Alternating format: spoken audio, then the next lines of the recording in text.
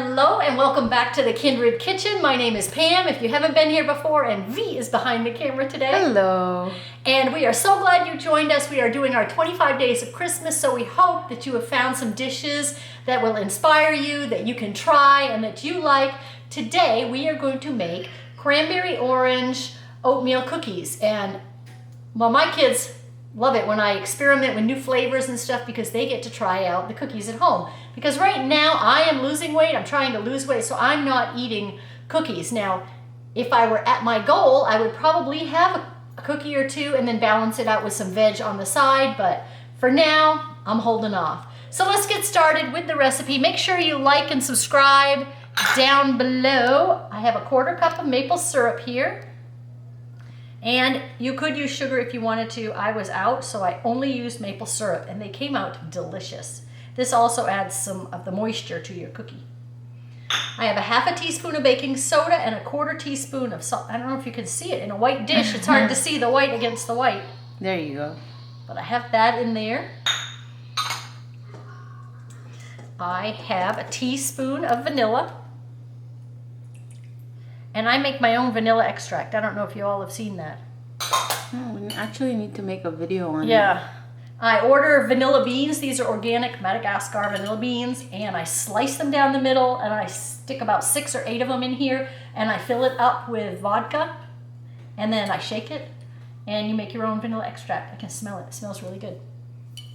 Yeah, and what I will do is I will just keep adding a few. When I need to add a little bit more vodka, I'll add 2 or 3 more beans, let it sit for a few weeks, and you get a nice vanilla extract, and you can just keep it going like that. All right, so there's my vanilla in here. I have in here, I'm going to add to this 2 tablespoons of orange juice, and then 1 tablespoon of the zest of that orange. I don't know if you can see the zest in there, but there's zest in there. Smells really good. I just mixed it all together. There's a zest. Yeah, now you can see it. So 2 tablespoons of juice, 1 tablespoon of the zest.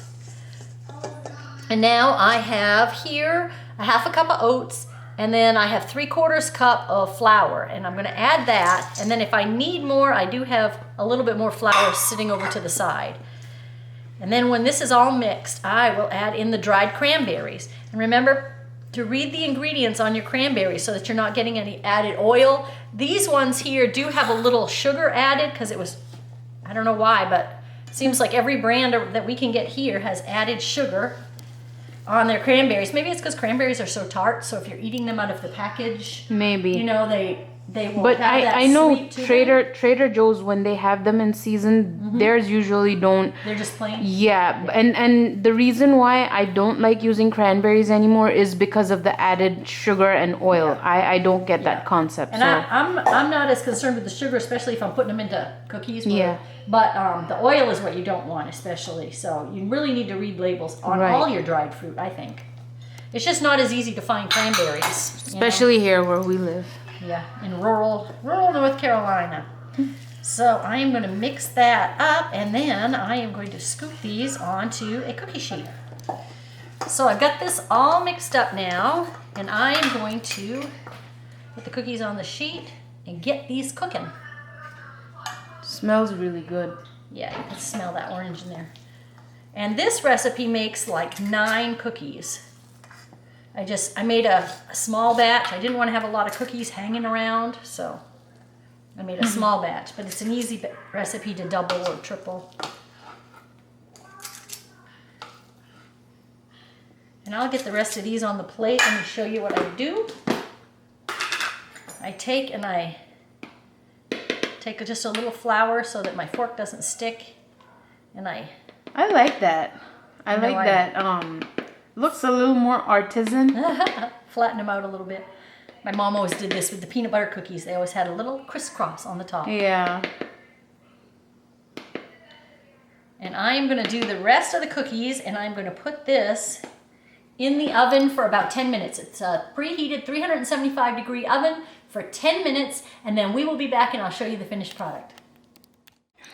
So they are out of the oven, and that's what they look like. One's been stolen, by the way. I know. That's okay. And they are still a little bit warm, and they would be delicious with a nice cup of tea or a cup of coffee if you drink coffee. Make sure you share this video, like, subscribe, and try the recipe out. Let us know how you like it. Change some things in it. If you don't like cranberries, change it up. Dried blueberries or something, and let us know what you do to the recipe and how you like it. Follow us on Facebook, and we're on Instagram where you can see everything we eat and how we're losing the weight that we're losing. And yeah, we'll see you back next time. Enjoy your 25 days of Christmas and find a recipe that works for you. Bye now.